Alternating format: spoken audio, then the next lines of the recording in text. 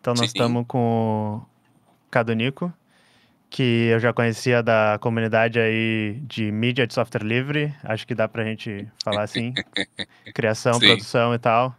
Eu mexo mais com áudio, então a gente se vê pelos grupos aí, eu sei que tá sempre nos eventos, coordena grupos, participa de comunidades, e ele vai falar hoje pra gente sobre criação de mídia com software livre. Exato. E vou deixar tu, de repente, se tu quiser se introduzir um pouco mais aí pro pessoal. E vamos ver se a gente consegue os teus slides pra gente começar a receber aqui. Tá, Tá beleza? legal. Ah, tá aí meu slide, isso aí. Uhum. Bom dia, pessoal. Bom dia, 11h21 da manhã. Tá um pouquinho atrasado, mas eu não vou atropelar a grade. Fiquem tranquilos aí. Ah, Passa o slide para mim, a Israel. Isso, né? Meu nome é Carlos Eduardo, né? O pessoal me conhece no mundo do software livre como Cadunico, né? Eu sou designer formado pela Veiga de Almeida e há mais de 20 anos eu só uso software livre em todo o meu processo, né? Sim, senhoras e senhores, eu não dependo da Adobe, eu não dependo da Autodesk, eu não dependo de nada disso. E eu consigo fazer produção com software livre igual a qualquer outro designer, né? Ganho e perco campanhas como qualquer outro designer, né? Eu fui palestrante da Rio Mais 20, que é uma das principais um dos principais eventos de meio ambiente que teve no Rio de Janeiro. Eu fui um dos 3 designers a falar de design sustentável e design com software livre, né? O outro foi o Ricardo Graça e o outro foi o Henrique Baroni, nós 3, né? Então, num evento enorme como a Rio Mais 20, só tinha nós 3 falando de design. Engraçado que os 3 falaram de design com software livre. Além disso, eu já palestrei em vários lugares, como a Latinoair, que é o maior evento latino-americano de software livre e open source, né? Vem pessoal da América Latina inteira falar sobre o tema, né?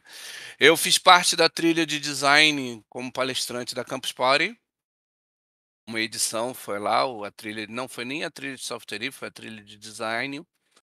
E do marco na minha carreira, que junto com o Alexandre Cantini, que está aí na plateia, nós migramos à Escola Superior de Desenho Industrial da UERJ, a primeira escola de design do Brasil. Ele se autodenomina a primeira escola de design da América Latina, toda para software livre.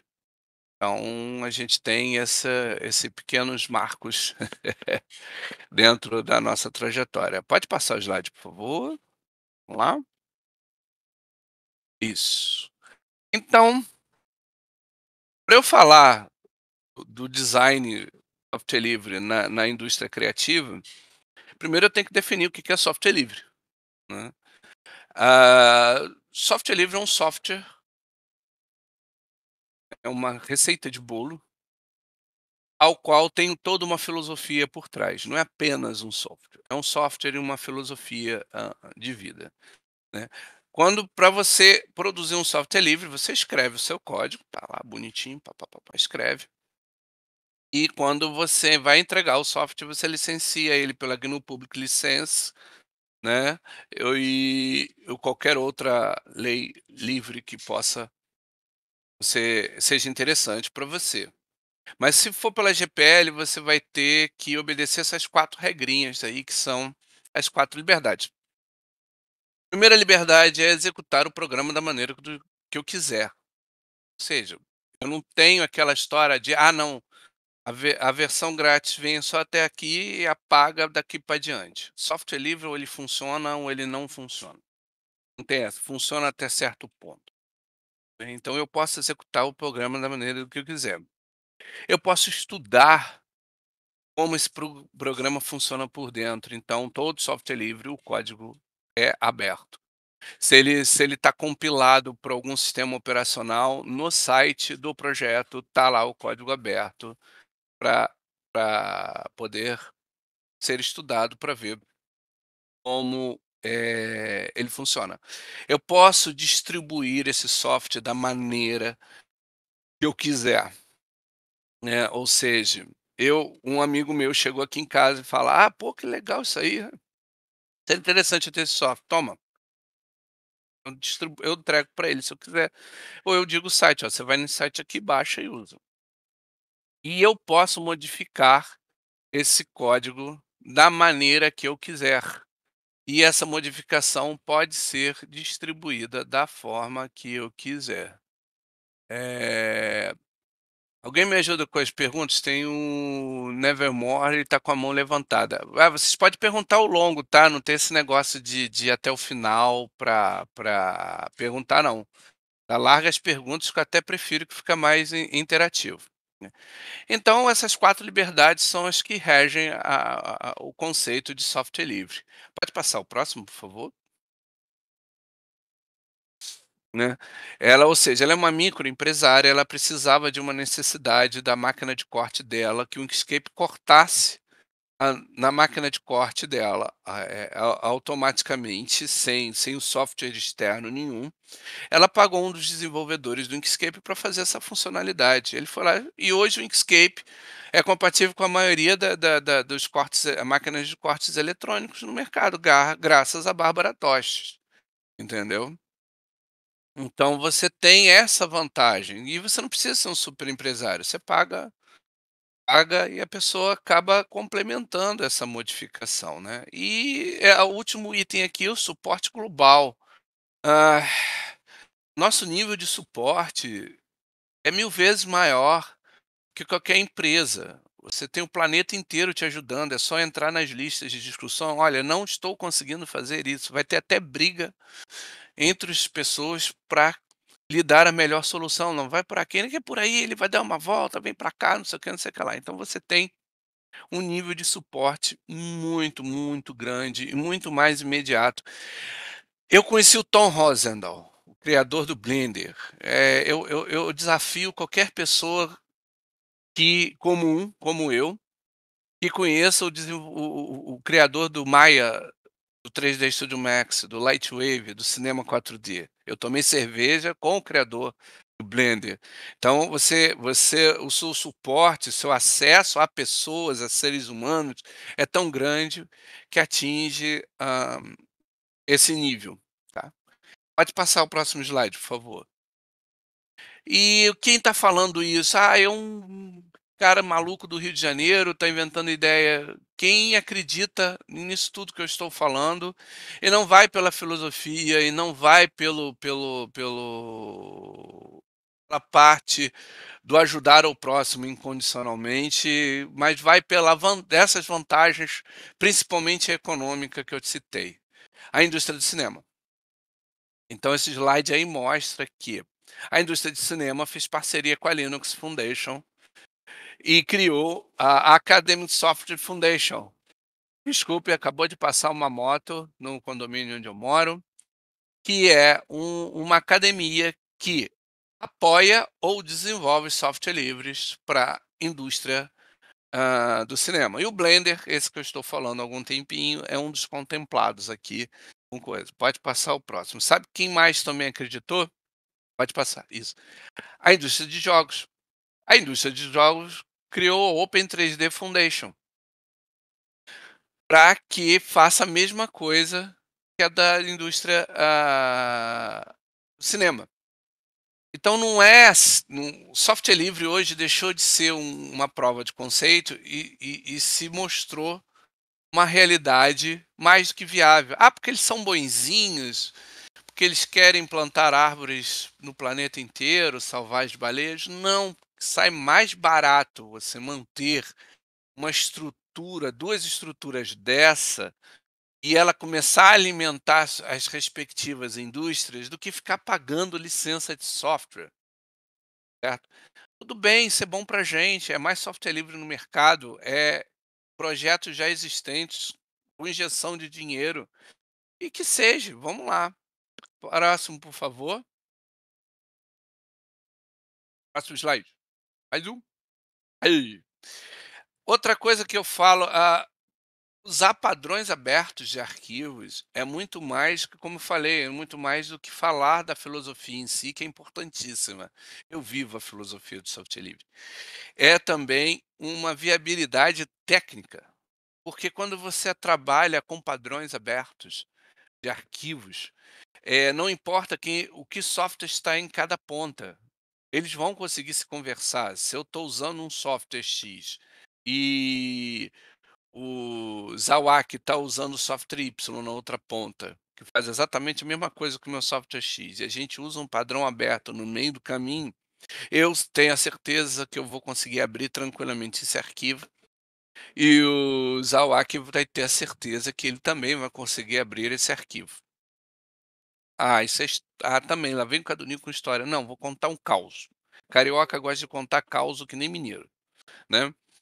Ah, aí na tela tá em cima uma velhinha, é o Estúdio Consequência no Rio de Janeiro, e o logotipo preto é a Vetor Zero em São Paulo.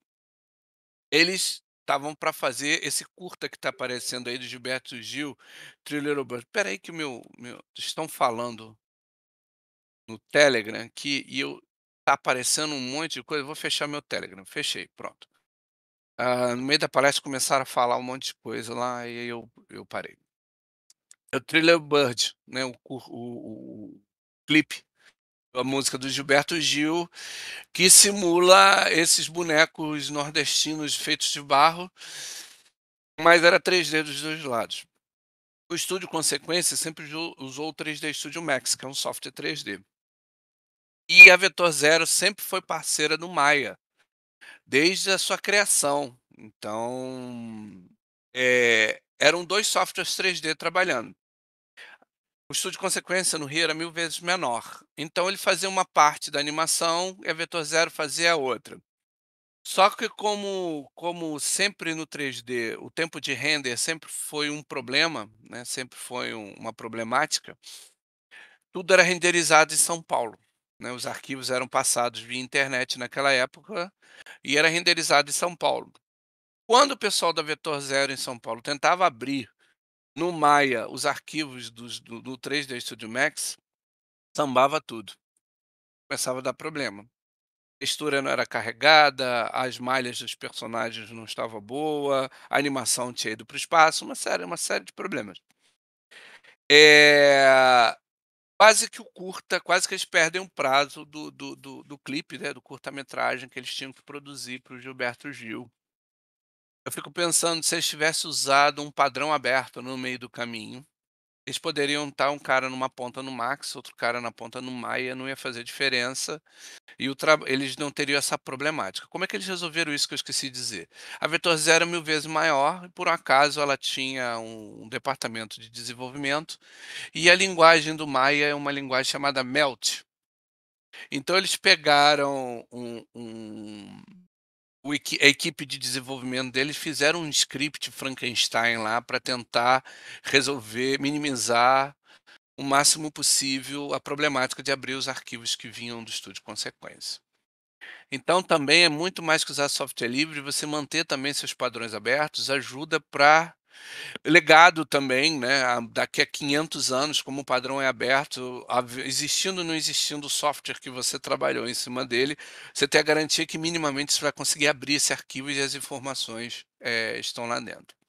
Pode passar para o próximo slide, por favor? Mais um slide? Aí. Então vamos falar de alguns software livres, né? O primeiro é o software de desenho vetorial. Caraca, software de desenho vetorial. Software de desenho vetorial. Vocês conhecem mais como Illustrator e o CorelDRAW. O CorelDRAW é um software de desenho vetorial e o Illustrator é outro software de desenho vetorial. O que é um software de desenho vetorial? É um software que usa matemática para desenhar. Um desenho vetorial não é um quadradinho do lado do outro que é chamado de bitmap. Um bitmap é um quadradinho colorido um do lado do outro. Quando você olha na distância, ele forma uma imagem, né? Já um desenho vetorial não, ele é um cálculo matemático.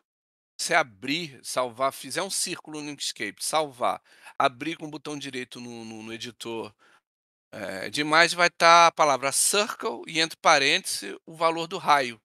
E o círculo está feito.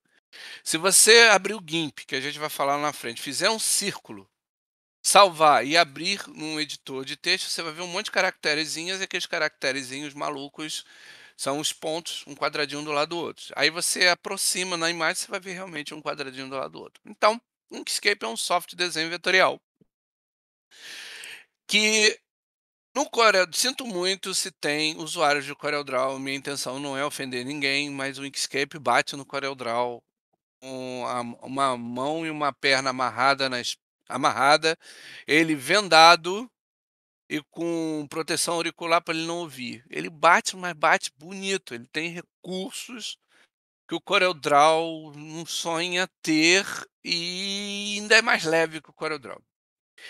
Quem ele é pau a pau, que aí a briga fica feia, realmente é o Illustrator. O Illustrator é um software de desenho vetorial que tem bastante recurso, mas é aquilo que eu falei, o Inkscape é 1 milhão de vezes mais leve que o Illustrator.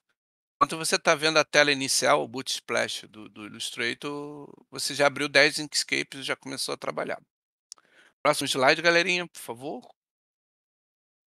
O próximo na minha lista é o GIMP. O GIMP é um software de manipulação de imagem, né? É compatível com o primo proprietário dele é o Photoshop. O GIMP ele é ele atende ao requisito. Qual a questão da Adobe e afins?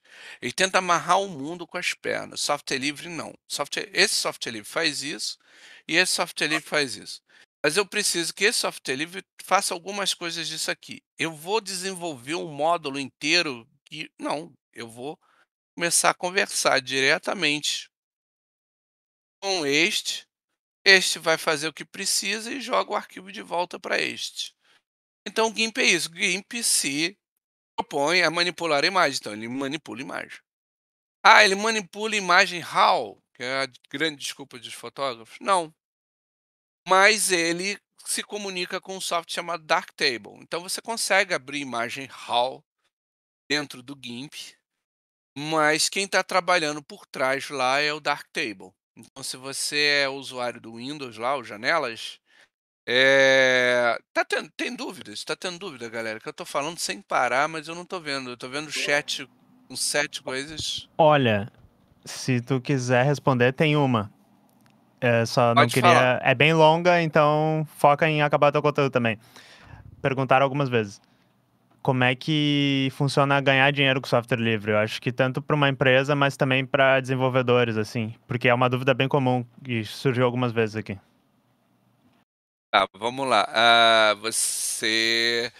Eu vou citar como exemplo a própria Blender Foundation, que a gente vai falar aqui. A Blender Foundation é uma fundação que ela recebe dinheiro da Nvidia, recebe dinheiro da Intel, recebe dinheiro da AMD, recebe dinheiro de Hollywood, recebe dinheiro da indústria dos games. Você ganha dinheiro tendo um software livre relevante e as pessoas começam a contribuir para que esse software ele ele continue, porque as pessoas consomem. Isso é um meio. O segundo meio é consultoria. Por exemplo, eu quando vou migrar a Unesp, quando eu fui migrar a Unesp, o departamento de design e a TV Unesp para software livre, eu recebi para isso, né? Eu não fui lá por causa dos meus belos olhos castanhos, eu fui lá por causa da minha especialização em software livre, num mercado bem específico que é o design, computação gráfica. Então eu recebi para isso. Outra maneira é você receber, você prestar consultoria e esta consultoria ser paga, né? E diga-se de passagem, é muito bem paga, porque você é um especialista, tá? Então essas são as duas maneiras mais imediatas de você eh, desenvolver. Você pode ganhar criando funcionalidades para um software específico, como tem plugin para o GIMP. Você pode fazer um plugin muito bom para o GIMP, como o Cabelo está fazendo, que é pegar o Stable Diffusion, que é uma inteligência artificial, e colocar no GIMP para que ele faça o que o Photoshop, quer dizer, o Photoshop está fazendo, e é criar imagens a partir de IA já dentro dele. O Cabelo está fazendo isso. Existem vários plugins para Blender que você pode cobrar para que eles sejam disponíveis. Mas lembrando que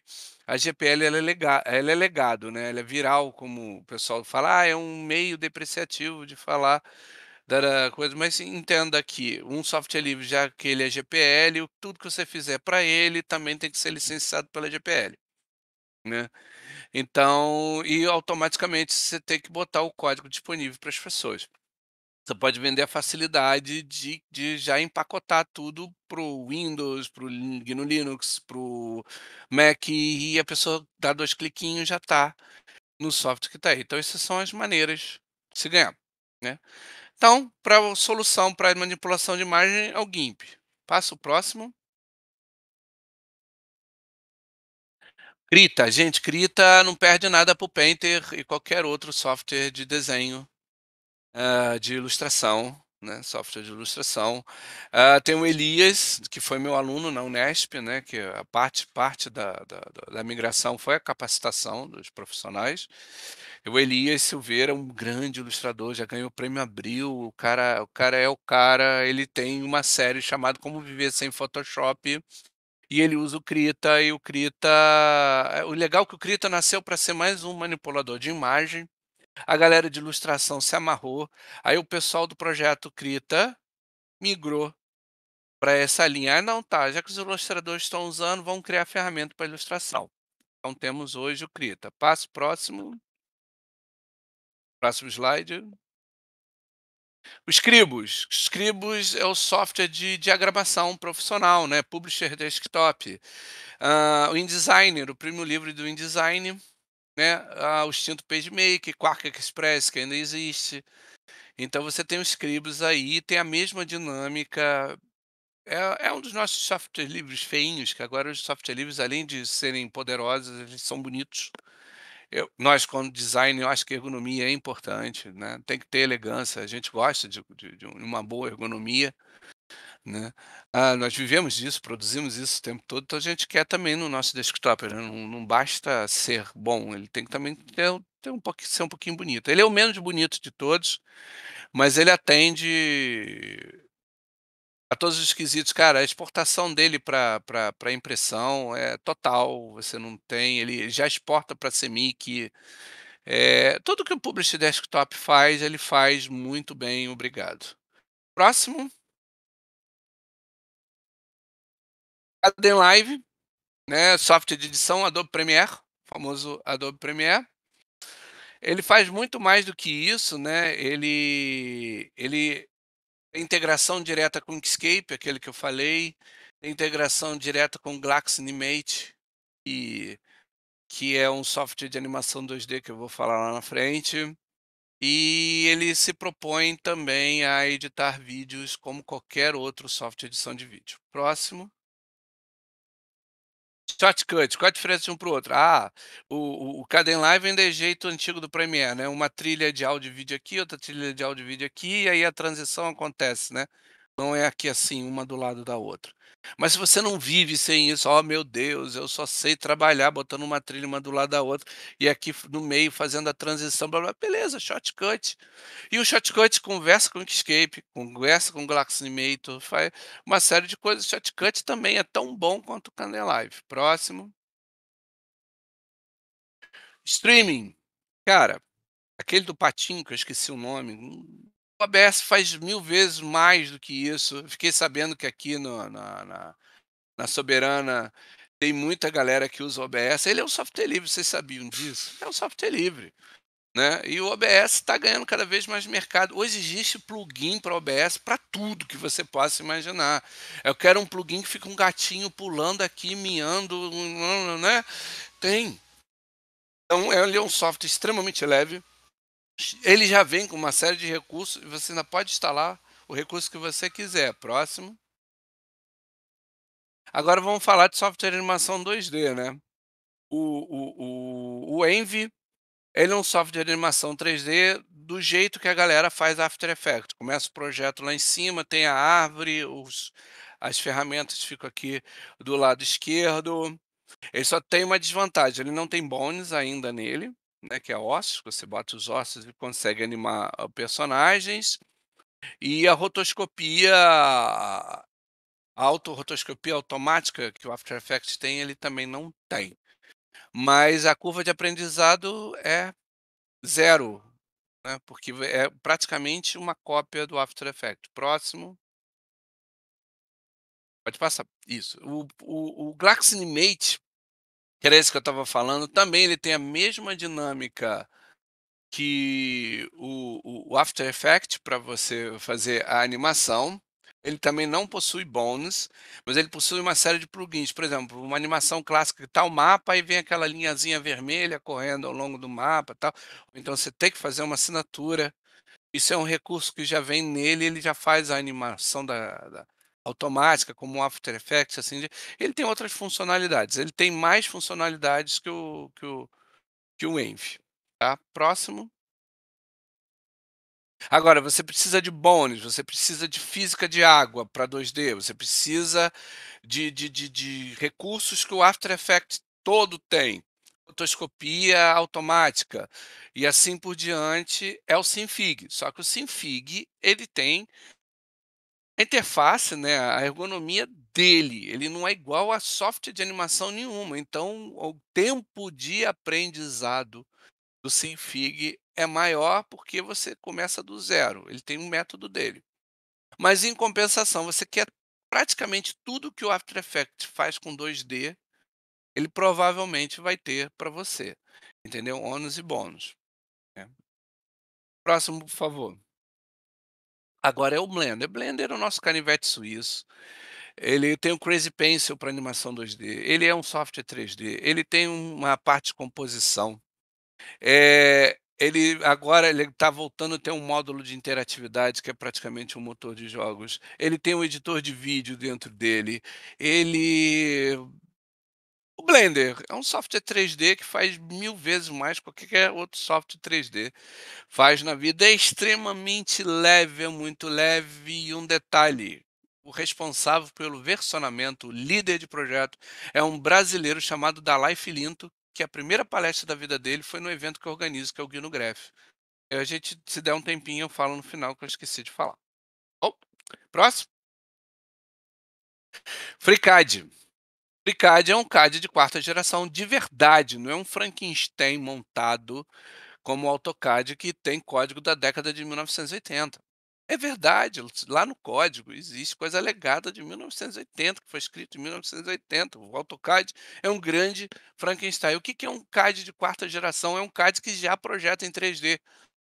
Entendeu? Você tem que começar a projetar em 3D em si. Testa a peça? Testa. Testa material? Testa.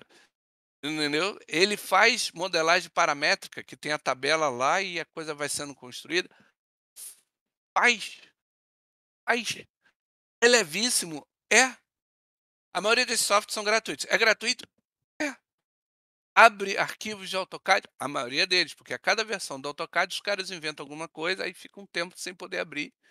Aí o projeto consegue fazer engenharia reversa e passa a abrir de novo. Então, gente, ele trabalha de maneira não destrutiva, coisa que o AutoCAD não faz. Ou seja, você vai fazendo as alterações na peça. Ih, esse meio aqui não ficou legal. Você só tira esse meio, ele se reencaixa, a peça se remodela e não se perde nada. Entendeu? Ele é show de bola. Próximo. Motores de jogos. Cara, primeira linha Godot. Unity, Unreal. Faz a mesma coisa, 2D, 3D. Mil vezes melhor. E não sacaneia como a Unity fez, né? Agora, quem tem um jogo desenvolvido na Unity tem que pagar centavo de não sei o quê, mesmo o jogo sendo gratuito. Parabéns! É o software proprietário trabalhando para vocês. É isso mesmo. É isso aí, essa maldade, essa. Aqui desse lado você não vai ter isso. E não tem a versão paga ou a licença. A sua licença só vai até aqui, o software não vai. Não tem nada disso. Godot, perfeito. Sabe por que que ela é perfeita? Porque ela era uma ferramenta interna de uma desenvolvedora de jogos. Aí chegou um dado momento que eles não tinham mais perna para manter a própria ferramenta. Eles resolveram abrir o código e ela se transformou nisso aí. Então por isso que ela é tão boa, porque a própria desenvolvedora usa para produzir os jogos dela. Próximo. Lembra da O3D Foundation? Tal. Ela desenvolveu esse motor de jogos. Na realidade, não. Esse motor de jogos era da Amazon, abriram o código, né, e é da partir dali ela começou a se desenvolver. Gente, pensa num motor de jogo extremamente robusto, já pesado, faz jogos multiplayer estilo online que joga 300 pessoas, ela consegue desenvolver isso. Tem recurso para dar em pau de doido, a interface parece um cockpit de um avião caça-F motherfucker lá, caramba, tem tudo, tudo, tá tudo ali. Ah, eu preciso de explosões fotorrealísticas em tempo real. Preciso de um personagem de 500 braços, 700 pernas e eu preciso só clicando e habilitando os braços e as pernas. Preciso de um jogo multiplayer que esteja num banco de dados lá na Pirapora do Sul. É um motor de jogo de grande porte. Próximo. Áudio. Áudio você tem as rádios, por incrível que pareça, o Audacity ele é muito usado nas rádios, grandes e pequenas. Ele é bom para fazer vinheta, você pode colocar as trilhas, é um softwarezinho leve, atende aos requisitos lá e é muito comum usado no meio, tá. Próximo. Você precisa de um software multipista para gravação de estúdio, mixagem, remixagem, que é compatível com todas as mesas profissionais de áudio. Só você espetar o USB, ele reconhece e começa para jogo. Hardware. Aí tem o compressor tal, valvulado, Marshall, tem, tá ali nele, é só usar. Próximo. Batida eletrônica, né, música eletrônica, loops e as coisas, LMMS, tá aqui igualzinho. Igualzinho aos outros no mercado, mesma coisa, a forma de fazer é a mesma. Até eu que não eu só toco violão muito mal e porcamente, e eu fiz uns loopzinhos, fiz umas musiquinhas, uns samples nele em 20 minutinhos, 30 minutinhos que eu estava mexendo nele, é assim, tum, tum, tum, tum, tum. Fui lá e fiz. Bateria Peel dele, a biblioteca de bateria Peel dele, você jura por Deus que tem uma bateria Peel do teu lado, assim, é muito boa a biblioteca de samples dele. Próximo. Interface, né, Painpot. Há pouco tempo, um software online de interface sacaneou vocês, né, que a mim não.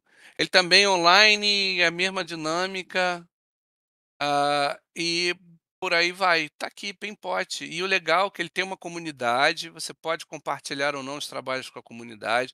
Você pode, se o pessoal compartilha bibliotecas de botões, de ícones, não sei o quê, você pode integrar no teu projeto e assim por diante. Então, se você é o X do designer e está vendo essa palestra, Painpot para vocês. Próximo slide. Ah, esse aí é o meu site. Embaixo tá os cursos que eu faço. E o Guino Gráfico eu ia falar, é um evento de computação gráfica com software livre, acontece todo ano aqui no Rio de Janeiro, é 0800, gratuito. São 2 dias de evento, 16 palestras. Quando dá, a gente coloca oficinas no meio. E a gente tem um sisteminha de certificado que a gente coloca, caso você precise justificar a hora, mas é de graça, é só aparecer, vai lá guinograph.org, fica acompanhando. Já teve esse ano que vem vai vai ter de novo, e é isso. Dúvidas, se ainda tiver tempo. Tem sim um tempinho. Vamos fazer mais uns 15 minutos, acho que foi o que atrasou. E daí Não, a gente sai pro tranquilo, almoço. dúvidas, Tá, eu tenho dúvidas. duas que já vieram. E daí o pessoal pode colocar mais umas aqui, tá? Tá. Ah, tem uma que é assim, o usuário perguntou. Eu venho do Photoshop, ele disse, e Aham. acha que a barreira do GIMP é a interface, a dificuldade de se adaptar. E daí eu pergunto isso, como é que lida com isso, o que é que tu acha disso? E eu acho que serve para outros softwares também, porque vários têm esse mesmo problema, sabe? Então, cada projeto ele é único, inclusive o Photoshop, ele é único. Então ele tem o roadmapping dele de ergonomia. Hã, cara, é estudar, e cair dentro e estudar. E há bem pouco tempo atrás a própria Adobe fez isso, mudou totalmente a interface do Photoshop e a galera ralou. aprender, né, como eu falo toda vez que faz essa pergunta, engoliu o galdo amargo, ainda sorriu para Adobe e reaprendeu a usar o Photoshop, né. Da noite para o dia você podia baixar ele, agora ele é online com assinatura e não perguntou nada para vocês e as pessoas se adaptavam. Você tem um período de adaptação. Quando eu migrei, o que que eu fazia? Era Photoshop, GIMP, coisa, tá, aqui, e até que um dia eu peguei um projeto que não era muito grande, eu podia arriscar, se eu não conseguisse fazer, eu ia para as minhas ferramentas que eu estava habituado e fiz. Consegui fazer o processo inteiro, do início ao fim. Eu falei: "Ah, vou formatar a máquina. Se eu conseguir fazer esse, consigo fazer os outros". Tudo na vida você tem que estudar. Amanhã, se aparecer um software novo que você se interessa para fazer, você vai gastar um tempo na interface. E o GIMP não é tão diferentão assim não, entendeu. Quando ele era só tinha janelas flutuantes, não tinha janela única, né, você tinha opção, ele era mais diferentão, ele está mais parecidinho, né. A cada versão a gente vai unificando a ergonomia, né, justamente por isso. Então é estudar, amigo, não tem jeito. Vai, próxima. Deixa eu ver. Tem uma que é assim: como é que o usuário de software livre pode lidar com os problemas de monopólio durante a produção cooperativa ou ajudar a minimizar esses impactos? Por exemplo, muitas vezes fornecedores ou clientes enviam ou solicitam arquivos da Adobe. Se eu uso software livre, é muito complicado ou impossível fazer esse envio. No contexto de trabalhador em empresas, é complicado ter uma migração completa. Basicamente, essa pergunta. Ah, eu entendi. Por exemplo, o GIMP em si, ele você pode mandar o PDF para quem você quiser. Isso é um erro clássico. Se o meu trabalho final é uma gráfica, é uma saída de impressão, eu não tenho que mandar arquivo aberto. Qualquer universidade séria de design vai dizer isso. Você manda o arquivo fechado. Eu digo para gráfico: olha só, eu preciso da minha área total, preciso da minha área total, preciso da minha área de corte e preciso da minha margem de segurança. Acabou. O resto eu faço. Eu vou colocar as coisas dentro desses 3 limites. E você não vai abrir o meu arquivo e não vai mexer no meu arquivo, porque eu sei o que eu estou fazendo, entendeu? Agora, se o cliente quer: "Ah, eu quero um arquivo fonte", beleza, o SVG do Inkscape é um arquivo fonte, você pode mandar ele para ele, ele só não é um CDR. O CorelDRAW importa um arquivo, um SVG? Importa. "Ah, mas ele não importa direito", a culpa é da Corel, porque como eu falei, é um padrão aberto e ele está lá como se faz. Se a Corel não conseguiu escrever um importador que faça com que ele venha perfeitamente, a culpa é dele. Toda a especificação técnica está no site da SVG. Inclusive, o SVG é um W3C, ele obedece o padrão internacional web de arquivos, entendeu? Então, é um erro grotesco da fabricante. Uma solução para o cara ter o arquivo, seu cliente ter o arquivo, envia o PDF. Ele vai manter as camadas, vai manter os vetores, vai manter as imagens. O PDF prevê isso. Ele é um bom arquivo de transporte. Eh, por aí, vídeo não tem muito jeito. É muito difícil um cliente querer o arquivo fonte do projeto. Você manda lá, o Kdenlive é um arquivo aberto. Você fala para eles, os arquivos de salvamento padrão desses softwares, eles são abertos. Está lá a especificação, entendeu? E você pode baixar o Kdenlive para você ver o seu arquivo lá, as camadas, ver tudo que eu fiz, baixa ou pede para o cara baixar o software. Empresa migrar. A TV Unesp migrou inteira, muito bem, obrigado, né. O departamento gráfico da Unesp também, muito bem, obrigado. Alguns estúdios aqui em Copacabana que eu fiz migração, eles migraram tudo, muito bem, obrigado. Depende depende da cabeça do estúdio, né, quem comanda o estúdio, quem é a maior grau de hierarquia. Então por isso quando eu sento: "Ah, precisamos migrar". Tudo bem, precisamos migrar. Eu tenho apoio do cabeça? O cabeça vai assinar por baixo? Eu tenho autonomia de inclusive enquadrar, funcionário que não quer migrar, está de corpo mole? Sim, eu migro. Não, eu não perco meu tempo. A imigração não é efetiva. Você tem que ter poder de decisão. Você está lá desenvolvendo um trabalho, você vai estudar o arquivo legado e as necessidades particulares daquela empresa. A partir dali, você vai levantar possíveis soluções de software livre em cima. Você vai capacitar essa equipe a utilizar esses software livres. Não é simplesmente enfiar no computador do funcionário e, ó, se vira aí. É um processo de migração. Aí funciona. Se simplesmente, ó, instala essa porra aí, desculpa até o palavrão, se pode ou não, não vai funcionar. É um processo de migração, entendeu? Então, por isso que a gente cobra para isso, que é uma trabalheira desgraçada, é no mínimo 1 ano de trabalho, né. Eu acho que eu respondi. Dúvidas? Sim, eu tenho mais umas. Eu também queria dizer que isso é basicamente práticas anticompetitivas dessas empresas gigantes, né? É por isso que a gente tem muita dificuldade, porque às vezes existem padrões que são padrões da indústria e que até essas próprias empresas estão nos órgãos da indústria que regulamentam e que fazem aquela autorregulamentação, mas são práticas anticompetitivas, que nem o Cadu falou. Toda nova versão de alguns desses players aí, eles tentam dar uma sabotada nos projetos livres, então, enfim, é uma luta, pessoal, né? Assim, tipo, não é. Eu acho que o que é muito importante, eu queria até saber se o Cadu concorda, é que não é só a questão da tecnologia, né? Tipo, tem que ter todo um movimento em volta, assim, que tu falou do convencimento, mas tem que ter esse propósito de entender que realmente tem o interesse das empresas, tem o interesse das pessoas que trabalham nas empresas, as pessoas que usam esse software. Então, isso já fecha com uma pergunta que tem aqui, que é: pode falar como o uso do software livre por não desenvolvedores de movimentos sociais pode ser revolucionário? A pessoa perguntou. Cara, as 4 liberdades já coloca isso, é um software livre de pessoas, feitos por pessoas para pessoas. Então, se é um movimento social que tem a premissa da inclusão, por que não fazer a inclusão digital? Um software livre ele tá ali, ele é leve, não é porque ele precisa ser viável para a maioria das pessoas, não tem que ter uma workstation com refrigeração, a água, né, em coisa para você digitar um texto.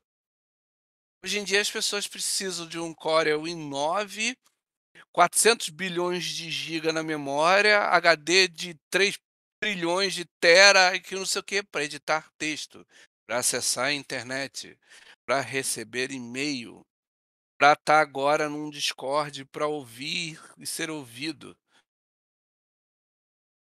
Entendeu? Isso é inviável, isso é o desperdício de material, isso é poluição.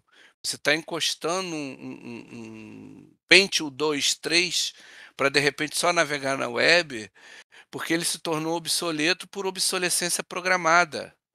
Os softwares novos não se instalam mais nele. Aí você joga esse cara no lixo e acumula mais poluição. Então o software livre é contra tudo isso. É um aproveitamento máximo do hardware. Eu tô na UFRJ, estou desenvolvendo um trabalho na UFRJ, num laboratório que só usa software livre. Sabe quando é que eles param de usar uma máquina num projeto? Tem lá 486, 386, tem 286 funcionando. Sabe quando eles param de utilizar? Quando queima, quebrou de vez, não tem mais jeito, não liga, queimou, acabou. Aí eles param de usar. Por causa do reaproveitamento de máquina, que é coisa mais inclusiva que isso, que é coisa mais social que isso. Um aluno de universidade pública que não tem condições de ter a máquina dele, ele entra nesse laboratório, ele senta numa máquina da época em que eu estava aprendendo computação gráfica e consegue desenvolver o trabalho dele. Ah, tem um laptop encostado aqui, doado de não sei o que você não sabe, você entrega isso para esse aluno. Então, sim, é muito mais do que usar um software, é assumir essa questão social. Um software livre é um software com questão social embutida nele. Primordial, o conhecimento é para todos, sem qualquer condição. É isso que as 4 liberdades falam, certo? Mais Temos uma? tempo para mais uma. Mais uma? Deixa eu ver se tem aqui.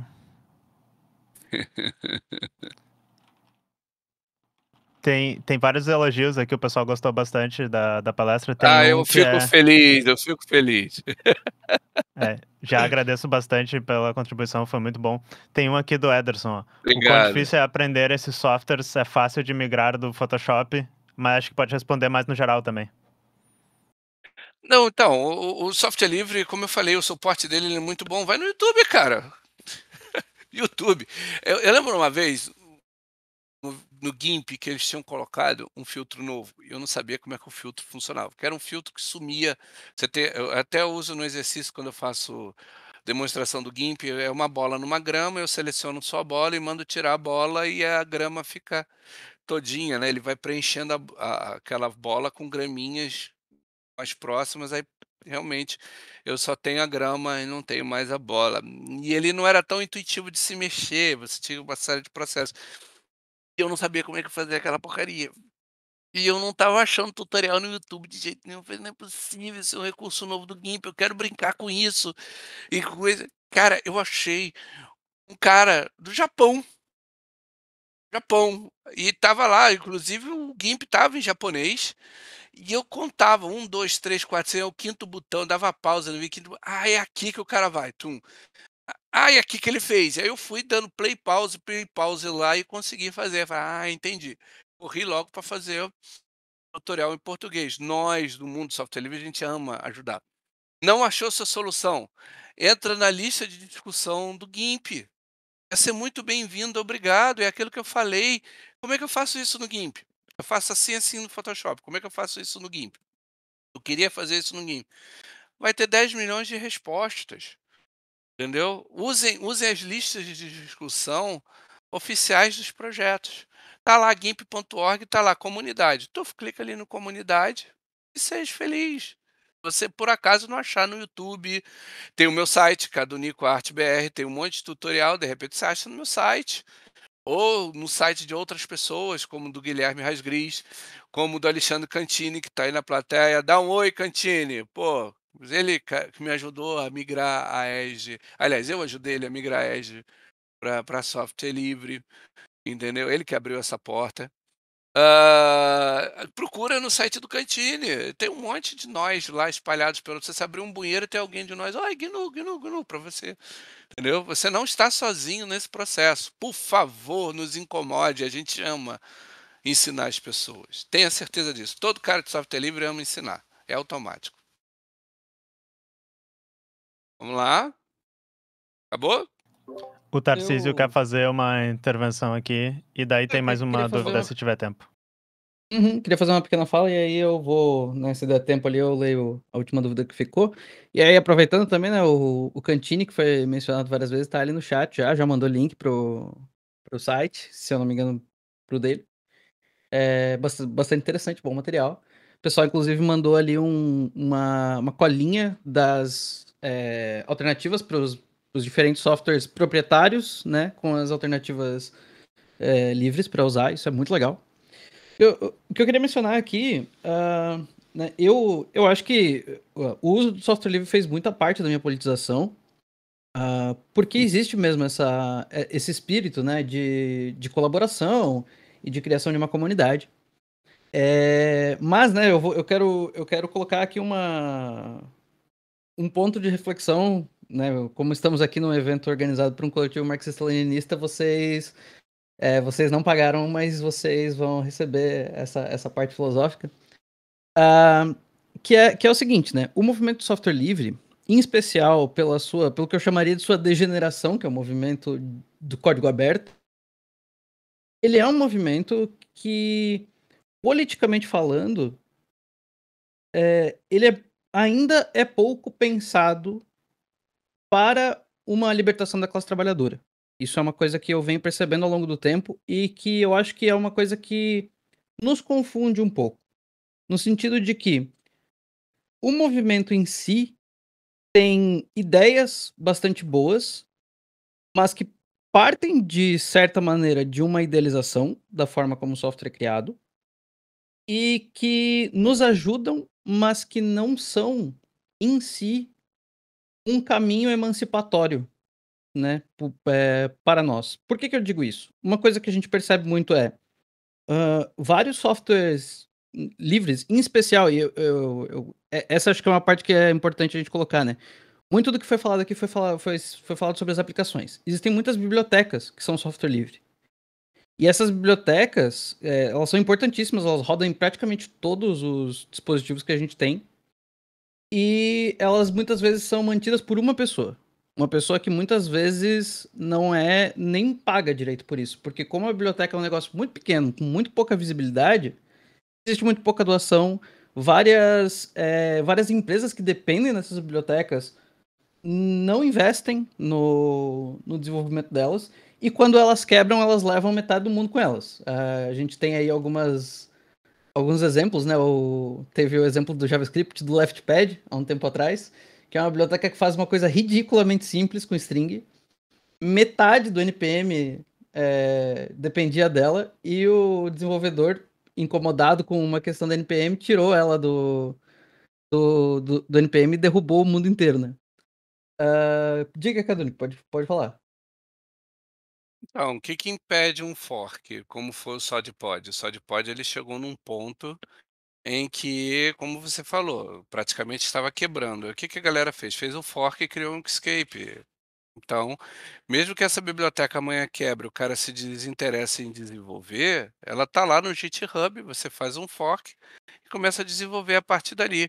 Kurumin NG também, só que o Kurumin NG não emplacou, né? O Carlos Morimoto encheu o saco, ele não queria mais fazer, ele virou monge, que hoje o Carlos Morimoto é o monge, e as pessoas tentaram continuar o Kurumin com o Kurumin NG. É uma questão de fork isso que você está levantando.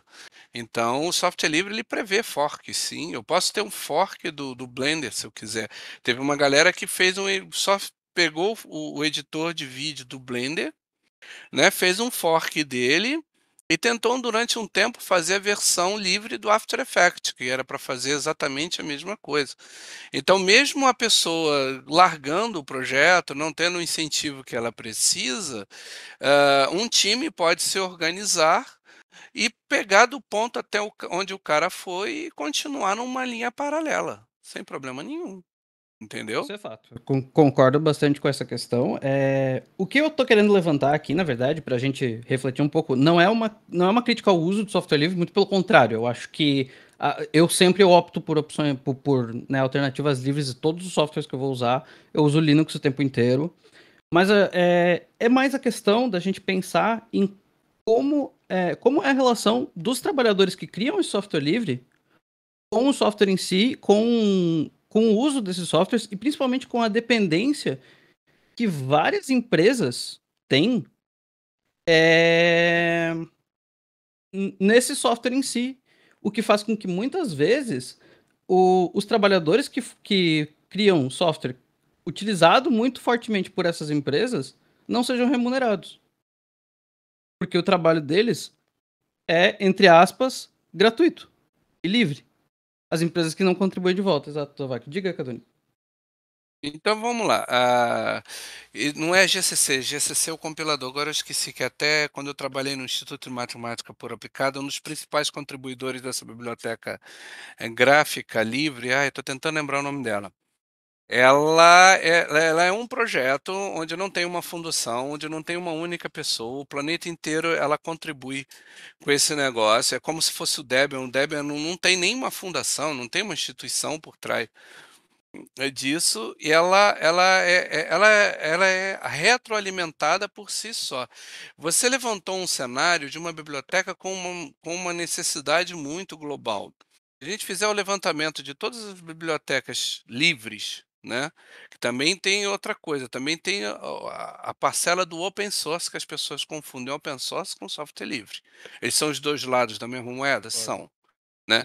É, o que você normalmente está me descrevendo, normalmente acontece muito mais no mundo open source, que esse o open source, sim, você pode vir só até aqui, daqui para diante tem uma série de condições, do que necessariamente software livre em si, o GPL em si, algo como um Blender que é licenciado pela GPL, né? É software livre raiz, lá no âmago ah, da coisa. E depender, se você está trabalhando, você está falando em termos de software, você querendo ou não, sendo livre ou não, sendo um software livre ou não, você depende de bibliotecas.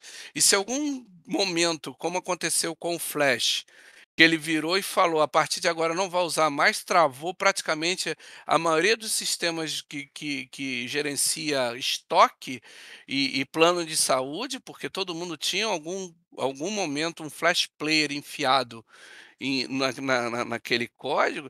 Isso acontece também pela própria dinâmica do desenvolvimento de software. Você depende de uma estrutura que já está construída.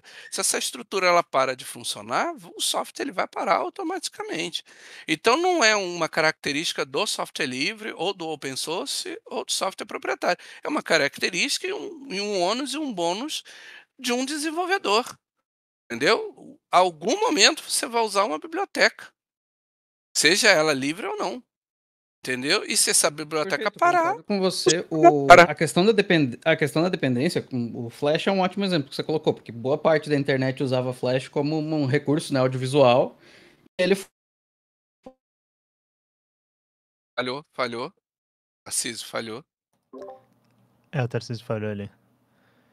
É. Mas eu acho que eu vou aproveitar, porque assim, tá super boa a discussão, mas a gente precisa sair pro Foi intervalo do almoço mais- pra gente voltar com as atividades depois. Desculpa, Oi? Tarcísio, também. É Não, que tu tranquilo. cortou teu áudio. É que cortou. Ah, tá. Cortou o teu também. Deve ser minha internet. Ah, tá. Não, mas então só ia dizer, agradecer muito ao Cadu pela palestra, foi muito boa. Depois a Cara, gente eu que vai agradeço. disponibilizar. Eu espero realmente que vocês tenham gostado. Eu espero realmente ter sido útil. É a minha primeira vez na plataforma Discord, é a minha primeira vez num evento de cunho social como esse, fora do universo do software livre, ou eu estou em eventos de empresas, né, comerciais, ou eu estou em eventos de software livre. Eu gostei bastante e de coração mesmo. Espero ter sido útil para alguém que estava aí no auditório. Espero que tenha colocado aquele bichinho na cabeça e, no mínimo, tentar. Não gostei, é um direito seu. Qual é a melhor ferramenta? É a ferramenta que você domina. Entendeu? É a ferramenta que é confortável para você. Então segue, entendeu? Mas pelo menos eu quero que vocês experimentem. É o mínimo que eu quero que vocês tirem dessa palestra. Beleza, muito obrigado.